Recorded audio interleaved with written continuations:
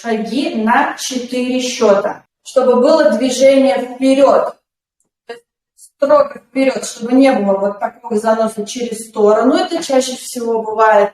Поэтому пусть будет медленно, но чтобы он согнул коленный модуль и выпнул его вперед на пятку, замкнул и нагрузил. То есть каждый вот этот шаг на 4 счетах мы отрабатываем прям в медленном режиме. А потом немножко доходит до автоматизма. Правая рука, левая нога, левая рука, правая нога. Угу.